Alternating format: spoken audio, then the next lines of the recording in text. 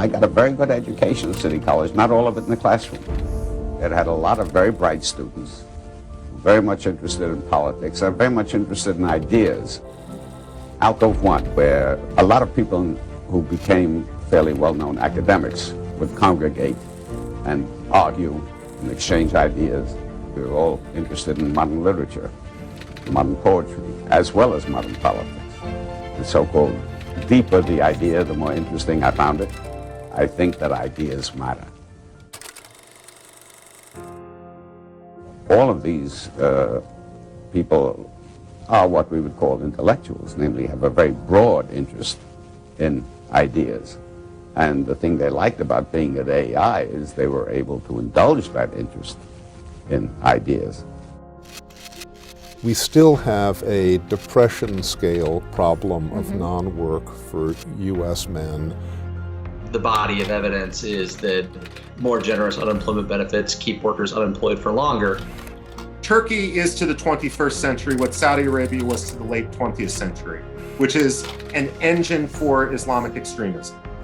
China is truly one of the most daunting challenges and one of the most different challenges we've ever faced. The consequence of Vladimir Putin's decisions and policies and actions in the last 5 years has been to collapse confidence throughout the NATO allied governments. When you ask people where they get a strong sense of community, 31% of them said they have a strong sense of community as Americans. People might have once used a microphone to try to get power. Now people use power to try to get a microphone. To persuade the world, we have to show the world that we love our country. I'm an optimist. I refuse to be discouraged. And I'm optimistic about the future of this country.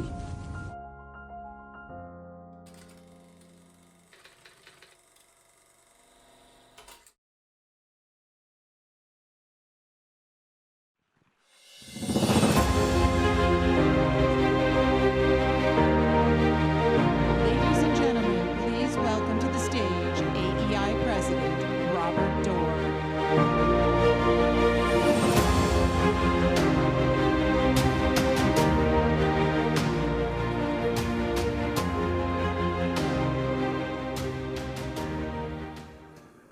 Welcome to tonight's Irving Kristol Award dinner, and thank you all for being here to honor an outstanding scholar, citizen, and friend, Mary Ann Glendon.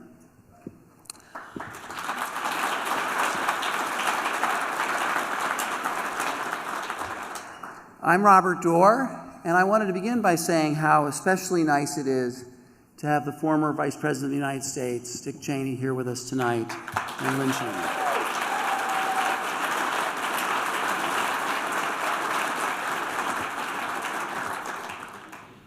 Ambassador Glendon is an ideal choice for the Irving Kristol Award because her work reminds us of something that Kristol himself stood for and that we at AEI stand for. The principle that policy and politics must ultimately embody our highest moral commitments. Virtuous public policy is built on the inherent dignity of every human being, the necessity of meaningful community, and the love of country. In the policy battles in Washington, it is easy to lose sight of these essential goods. Ambassador Glendon keeps her students, her readers, and her fellow citizens focused on them. At AEI, we strive to stay focused on them too. Our best research responds to current controversies while offering long-term solutions rooted in a commitment to securing freedom, dignity, and opportunity for all. For example, today, the primary threat to freedom and human rights in the world is the Chinese Communist Party. China's leaders commit ethnic cleansing against the Uyghur minority, threaten Taiwan, and have suppressed Hong Kong's freedom. We at AEI are committed to exposing the true authoritarian nature of the Chinese regime. AEI scholars, including last year's Irving Kristol Award winner Nick Eberstadt, along with Dan Blumenthal and Derek Scissors and Corey Shockey and Zach Cooper and Klon Kitchen and Orion Schuyler Mastro and others, have been vindicated time and time again in their assessments of the true nature of the CCP. But there are threats to freedom and dignity from within our borders as well. Proposals to expand the size and scope of government seek to redefine the relationship between the American people and our government. Here, too, AEI scholars defend free enterprise, human dignity, and individual liberty with from great challenges, both from the progressive left and the populist right. As doomsayers condemn free markets and limited government, Michael Strain's research shows that capitalism still works better to raise living standards and promote opportunity than any other economic system. To Michael, it is clear America delivers on its promise, and free enterprise is as integral to that promise, to our prosperity, individual liberty, and virtue as it has ever been. Every day, we see misleading claims about the state of mobility and economic opportunity in America.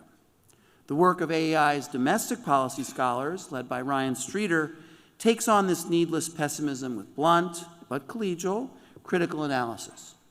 Ryan's work reminds us that the best and most effective anti-poverty policies are those that expand employment, and that the negative effects of government dependency can last for generations. New and popular ideologies that hinder the pursuit of truth also present a threat to freedom, dignity, and flourishing. AEI scholars are telling the truth about the danger of these ideologies, that the dangers of these ideologies posed to the American creed. 3 such scholars are Ian Rowe, Naomi Schaefer-Riley, and Rick Hess. Their work exposes what happens when children are treated as instruments of adult political causes rather than human beings with great potential, who need both loving and stable homes and schools which promote hope and possibility, not division and despair. Yuval Levin, who will conduct the interview with Ambassador Glendon this evening, and his team are providing a vision of a renewed conservative constitutionalism that can unify and inspire diverse peoples under a common appreciation of the meaning of their American citizenship. Now, all of this work by AEI scholars attempts to meet the very high standards set by our honoree tonight. For more than 50 years, Ambassador Glendon has been contributing to the public discourse on important issues with intelligence and grace and a deep understanding of what true human flourishing requires. Now, I could talk about her many books and articles, her teaching, her diplomatic work, her public service. But rather than hearing from me, I want you to hear from someone who has seen her up close and in action on all these fronts. Former Secretary of State Mike Pompeo has called Ambassador Glendon a mentor and a model. He was a student of hers at Harvard Law School, has been a friend of hers ever since, and called upon her advice and service when he ran the State Department. In President Trump's administration, Secretary Pompeo stood for American global leadership, worked to bring greater peace to Israel and the Middle East, and championed decisive action against foreign terrorists. Thank you, Secretary Pompeo, for that service and for joining us in providing an introduction for your friend and mentor of many years, Secretary Pompeo.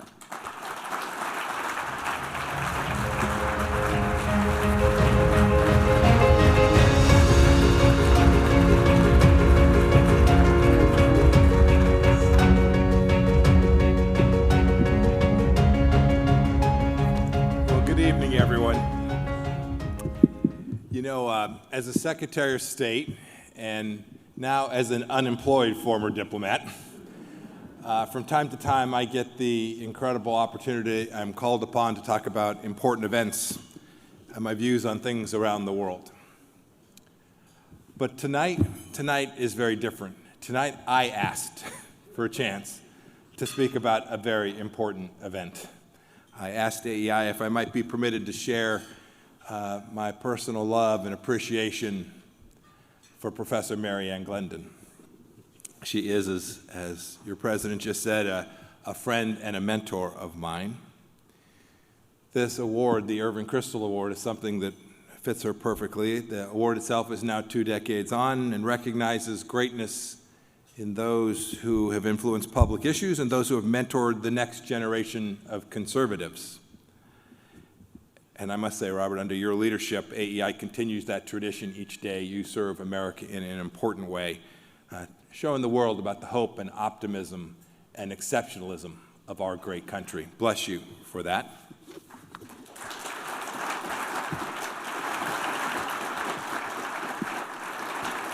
So back in the summer of 1991, 30 years and 3 months ago, I had just left the United States Army.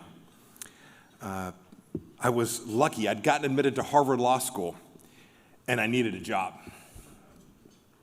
The school rag, it was called The Record, a little daily tip sheet, had an opportunity for someone who wanted to be a research assistant for a professor who was, quote, writing about family, human rights, and the place of faith and community in the lives of every human being, end of quote.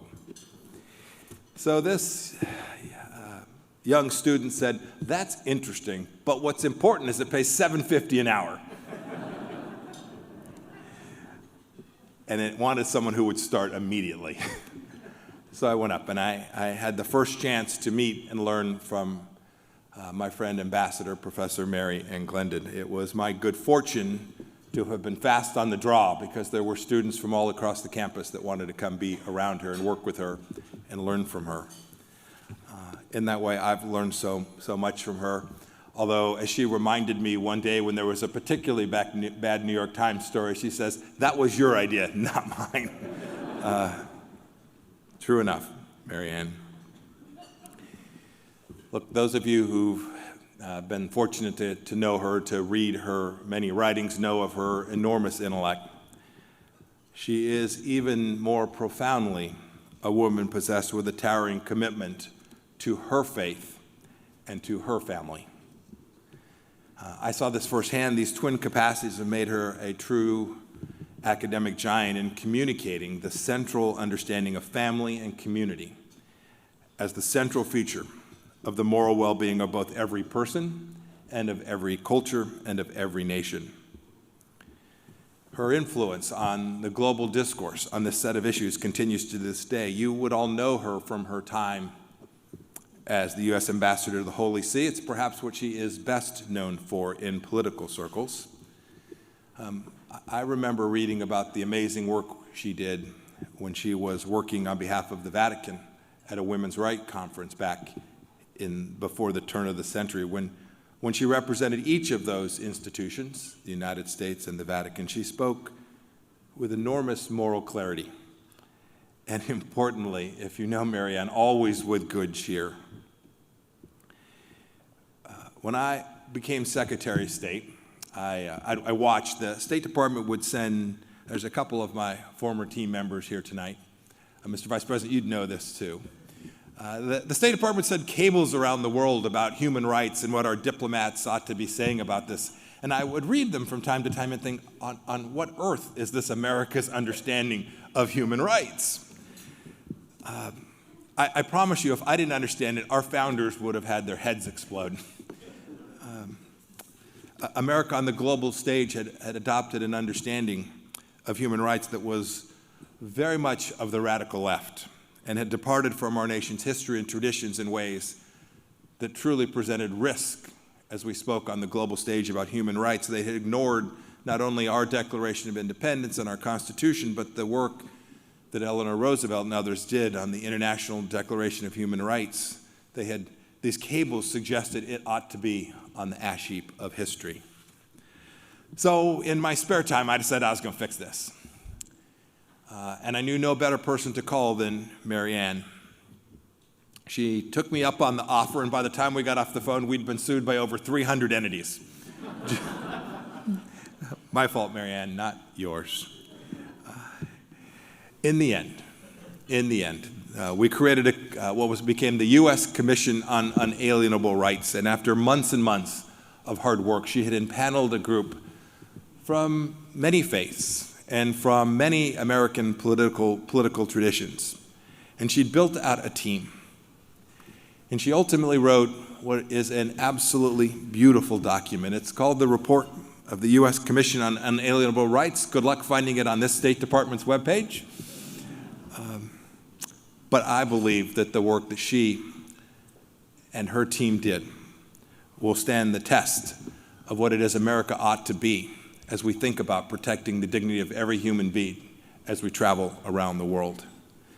I must say, faith leaders from conservative Catholic groups to Islamic organizations, Muslim civil organizations, have applauded the work that Mary Ann did, and she continues to work on it today. She reminded me that I am paying her less than she paid me when I was her young research assistant. I must say, too, Professor Glendon lived out most of all of her academic and great work she did with the love of her life, Ed Lev. I had the privilege to get to know him. She allowed me to meet him. He was a Marine who tolerated this Army guy. And while Mary Ann is possessed of an enormous amount of grace, it comes naturally, as does her optimism. When I saw her in Ed's presence, it was always multiplied with still more warmth. I had the privilege to, I know Katie's here tonight with you, Mary Ann. I had the privilege to get to know some of her family members. She lived out everything she talked about when she talks about the fact that family is the central unifying force for civilizations that are successful all around the world. Mary Ann, you have crushed it as a mother, too.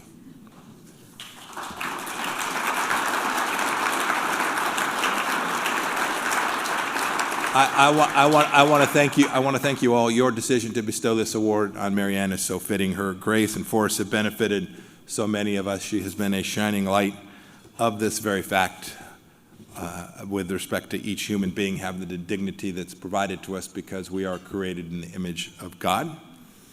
I once joked with Mary Ann that if you can teach a redneck from Kansas about Montesquieu, I might just be able to teach a Massachusetts girl a thing or two about the heartland of America. My mistake, however, was that feeble attempt at humor misunderstood that Mary Ann understands the true heart of the United States of America and why it is so exceptional and so great and what our duty to it requires. You and your hard work and talents, Mary Ann, have blessed so many of those who are here tonight, and to honor you and to be part of this celebration is truly a joy for me, my wife Susan, and for our family. Congratulations, Mary Ann, on this much-deserved award, and may the Lord continue to bless you. Congratulations.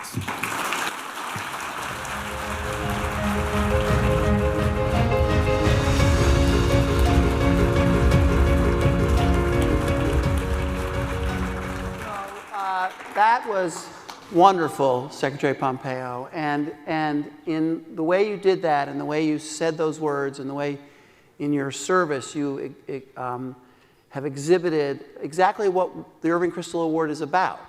It's about the combination of scholarship and ideas and deep thinking and public service and public life and making our country better through both scholarship and commitment to impact in our public discourse and in our political world. And so I just want to thank you for exemplifying that so perfectly. And I want to call up the winner of this year's Irving Kristol Award from AEI, Mary Ann Glendon, for her great service.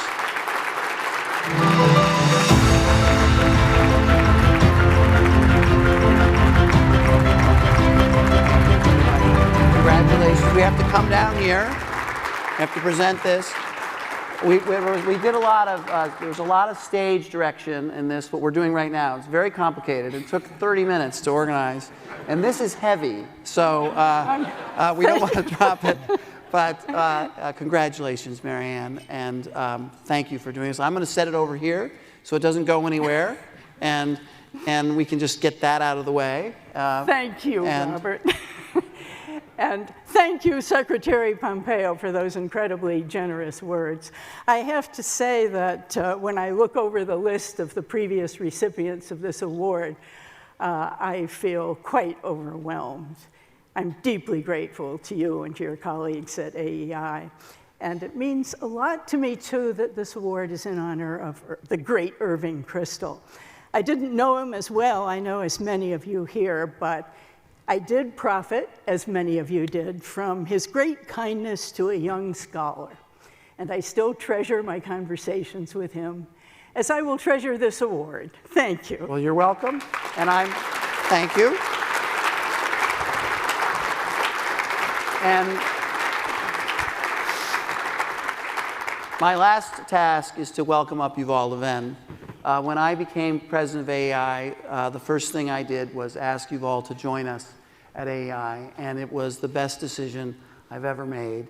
He is a joy to work with. He is a joy for our country in his writing. And most of all, he's a wonderful leader of a great collection of scholars that he's putting together at AEI. And he's agreed to match these two great minds on the stage tonight. So thank you very much.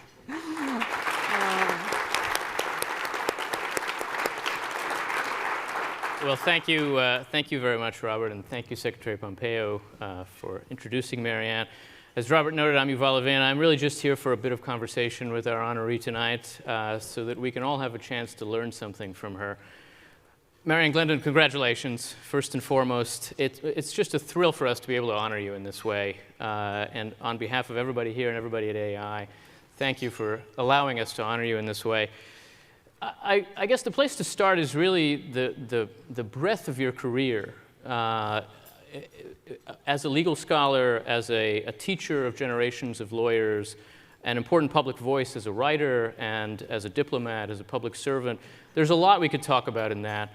But it strikes me in looking over that broad career that one thing that really stands out again and again in the work you do and in what you try to remind us of is the idea that we all owe one another something. And that question of what we owe each other is somehow really central to the idea of the human person at the core of your work. What we owe each other as human beings and as citizens.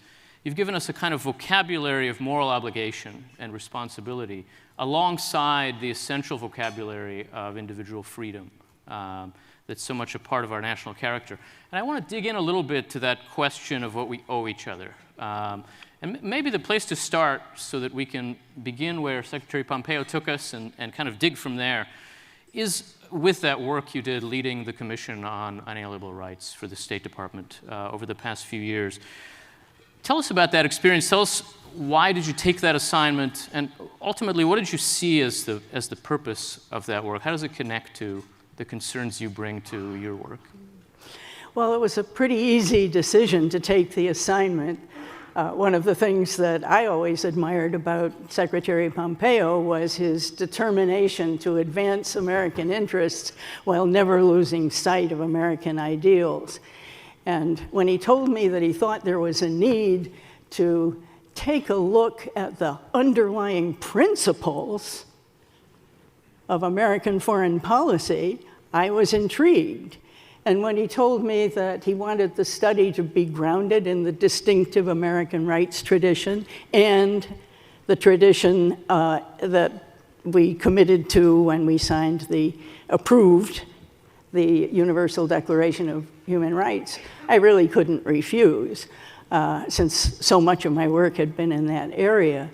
And the fact is that it was high time for such a study. As the Secretary said, the understanding of human rights, generally not just in the United States, was in chaos. The consensus that had supported the post-World War II Human Rights Project was falling apart, and yet there were and are millions of men and women all over the world who are suffering the worst kinds of violations and who still look to the United States for leadership, hope, help, and encouragement.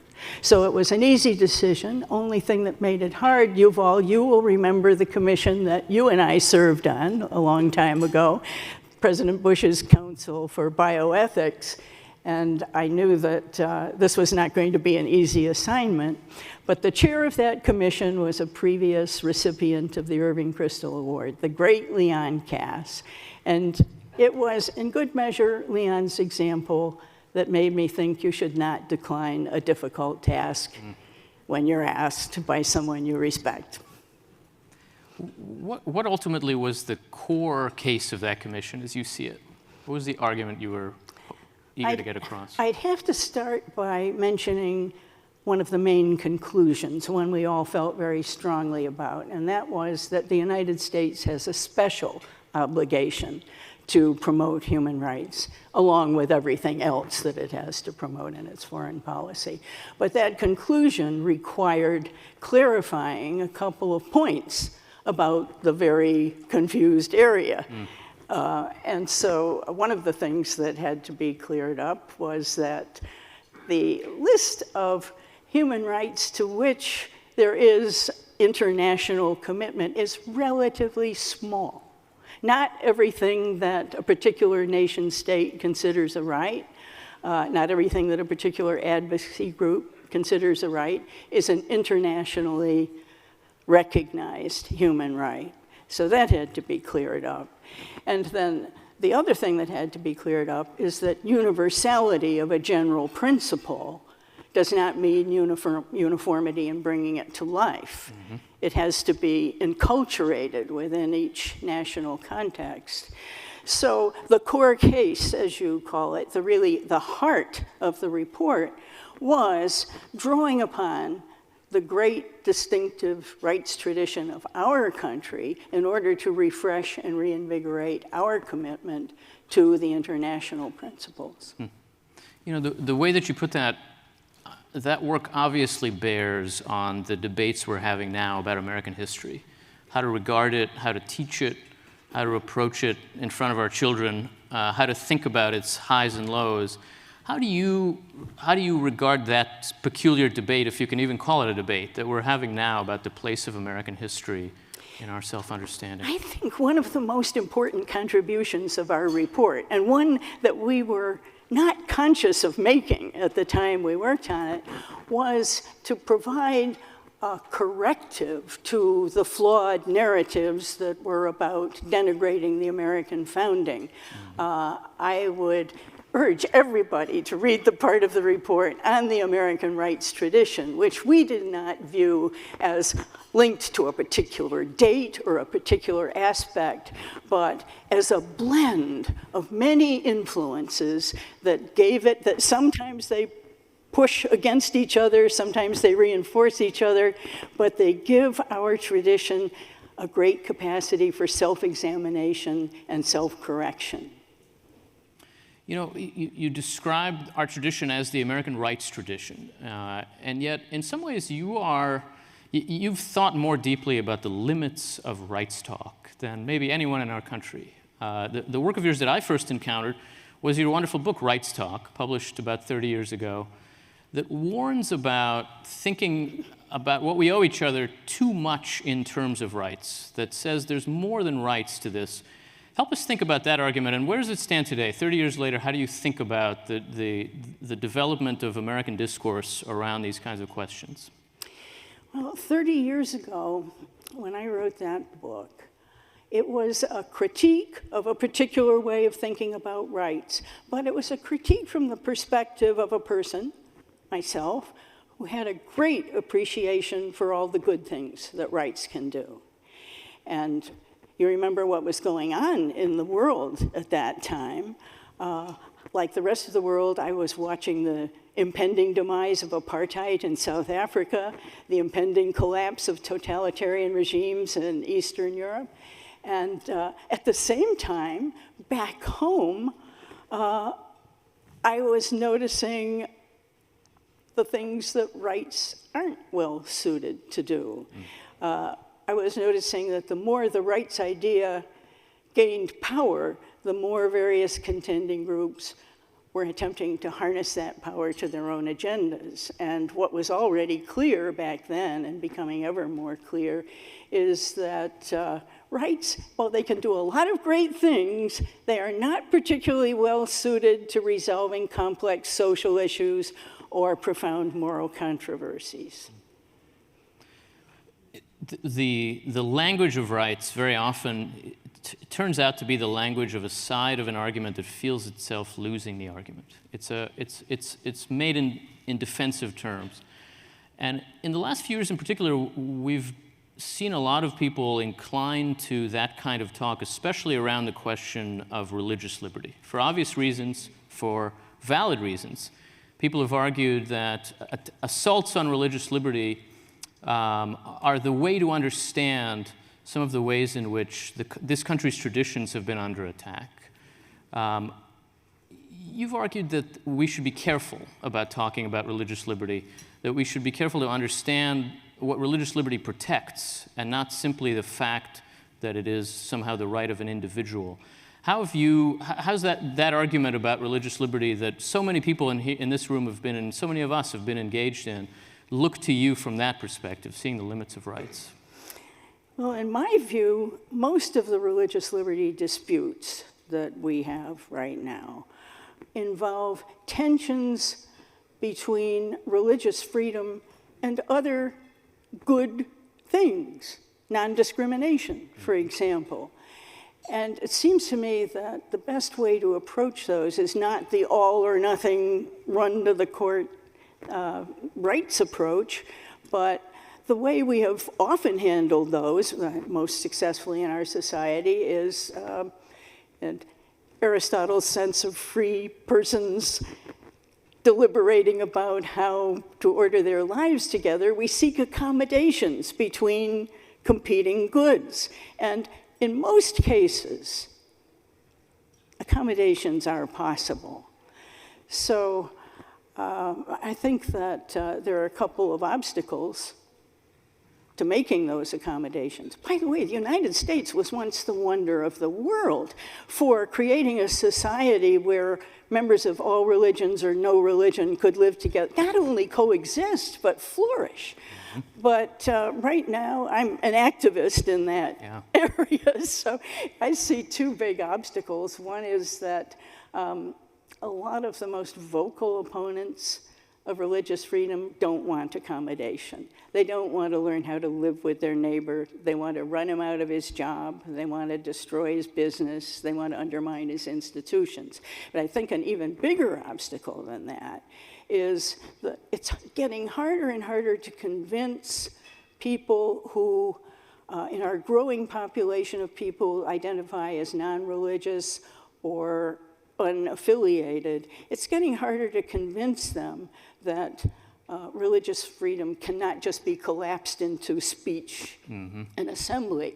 And what that means as a practical matter for Friends of Religious Freedom, as you yourself have written, Yuval, we have to do a better job of convincing people that religious freedom is not a trivial pillar of our democratic experiment, that our society is better and richer for its religious diversity, and that government should not ask people to violate their deepest beliefs without a very good reason. We have to work harder. Yeah. I mean, where would you start in persuading a person for whom this is not a personal investment? A person who's not religious, who doesn't see their own lives directly affected by the debate. Where do you begin? Why does this matter? Well, this is a tough argument to make, but I think you have to go to the cultural supports of the democratic experiment. And, you know, the founders said that this was an experiment and it would require a greater amount of civic virtue in the citizens than any other form of government. And where do those qualities of character and competence come from? They have to come from what I call the seed beds of virtue, so families, religious groups, schools.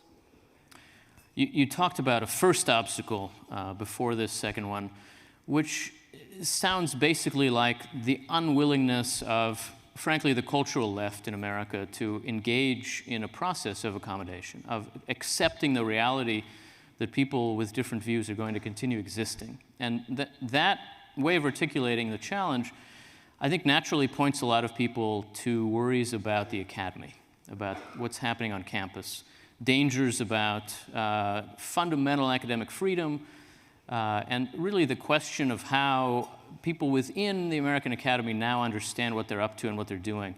You have been a professor of law at Harvard for a long time. You're in the middle of these fights. Tell us about these fights from where you sit. I don't want to People may not be depressed enough, so I don't want to get in trouble here. You won't get in trouble here. I'm worried, as a person who has spent most of her adult life, I'm worried. I'm worried about the movement away from the traditional aims of a liberal education, transmitting knowledge, encouraging independent thought, encouraging the pursuit of truth, enabling students to make balanced and informed judgments about competing views. I'm worried about the increasing intolerance on college campuses of views that don't accord with prevailing academic dogmas. Irving Kristol said a long time ago, he referred to American universities as little islands of intolerance in a sea of diversity, a sea of freedom. And I was thinking, it was a long time ago when Irving said that, but I was thinking, well, the islands are, they're turning into peninsulas, and the sea is getting very choppy. How do you handle that where you sit? How do you handle that as, let's say someone with tenure, relatively safe, but you're watching this happen. You're watching it happen to your students. You're watching it happen to your colleagues. What do you propose? What can be done? Well, I think it is really, really important. I'm going to quote Irving Kristol again on this because he has such piercing insights. Irving said one time, I think it was Irving, maybe it was Norman Podhoretz, because the two of them, I was in many seminars with them and it moved very fast. But he said in 18th century England, intellectual life had passed from the universities into the coffee houses, and that in America it had passed into the think tanks. I think that was when he was associated with you guys. but it is absolutely crucially important to have independent-minded scholars. And a disappointment for me is when people get tenure, what are they afraid of? That somebody won't have lunch with them? Come on.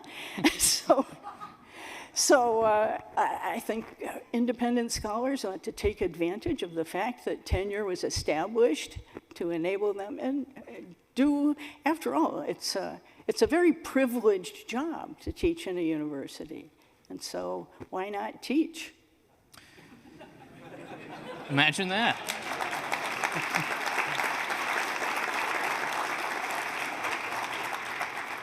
On that line, maybe tell us a little bit about how things have changed on campus. How have your students changed over the years that you've seen them? You get to see some of the most elite students in America.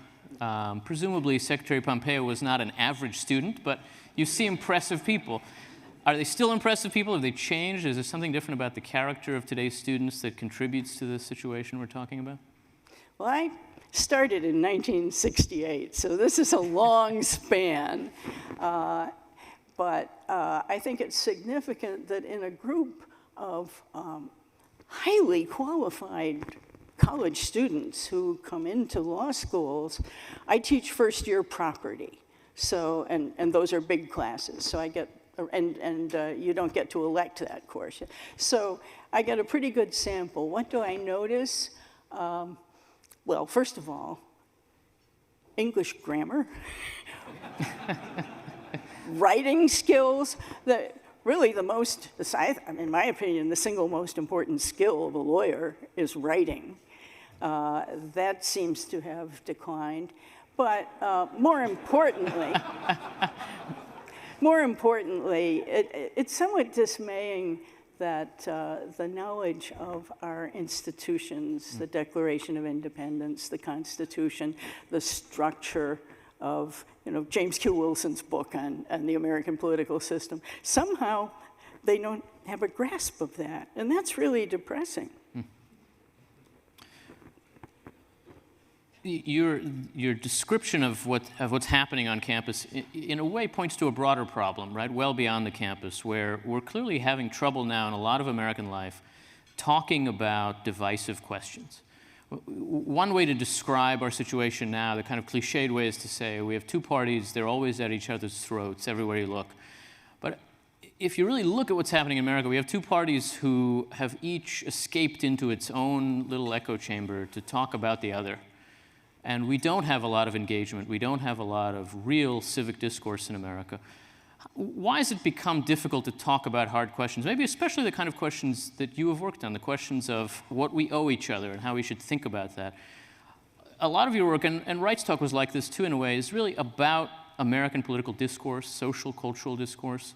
How do you describe, how do you understand where it stands now? Well, to me, that's a very troubling question. I think it is maybe, if not the biggest question facing the country, certainly right up there, because it forces us to face the problem of what binds Americans together?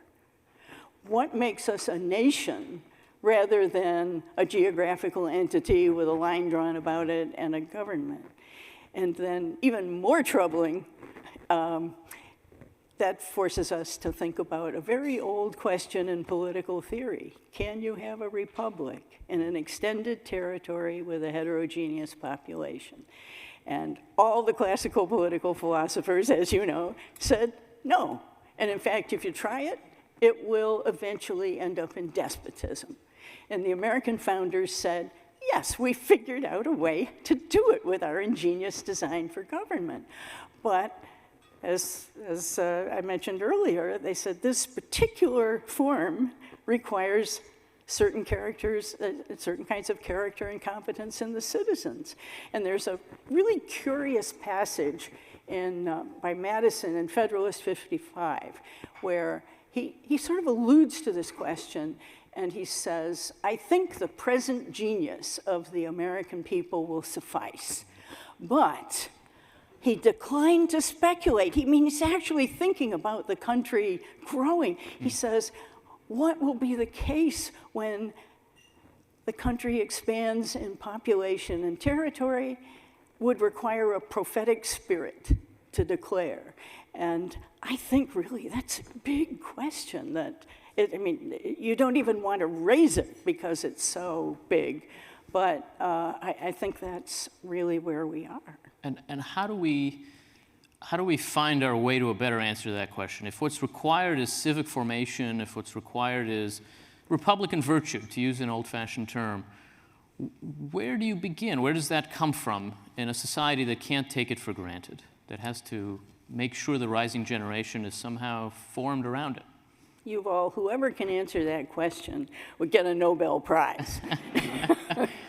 I think it begins in small places, and it requires a transformation of culture. Do we still have the right stuff for a transformation of culture that will support this amazing experiment? This is America's gift to the world, this great design for government. This is our monument, and it's worth saving.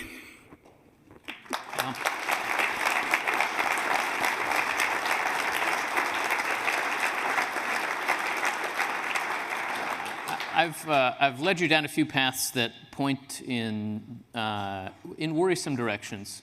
So maybe let's think about what makes you hopeful from your vantage point. You've seen America from all kinds of angles. What in this moment is the greatest cause for encouragement and hope for you? Besides the Virginia election. That's good too.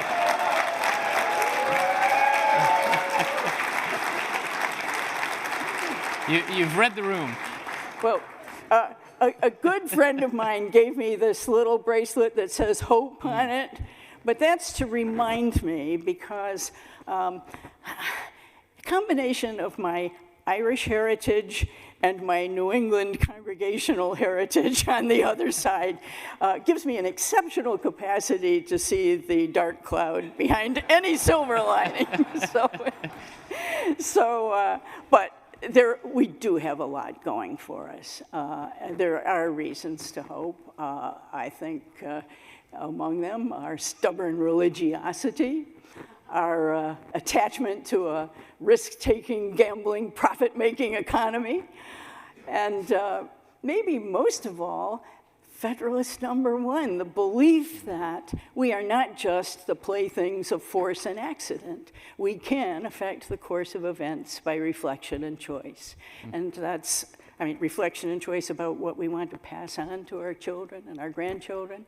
And that's why I think education is just crucially important. We need to pay attention to that from K through 12. You talk about the universities and the sad condition that most of them are in, but the universities are just building on ideas and attitudes that are being inculcated at a much earlier stage.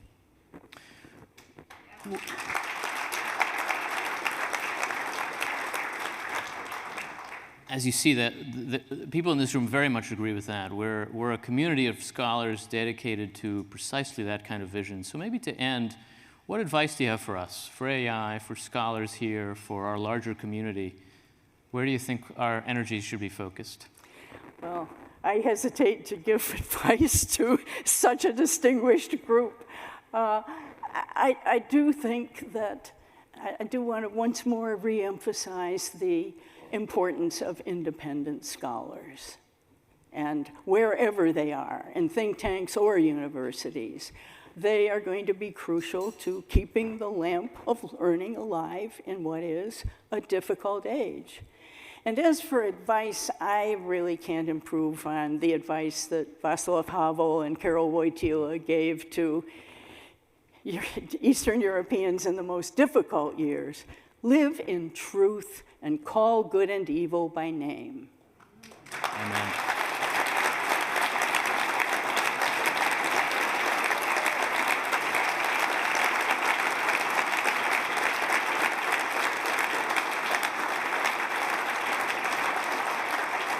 Amen to that.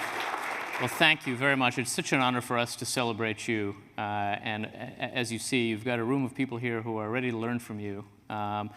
We just appreciate enormously your accepting our invitation to do this. And before we fully close, I just want to thank all of you and thank Secretary Pompeo, and also thank the people who are watching on our live stream tonight.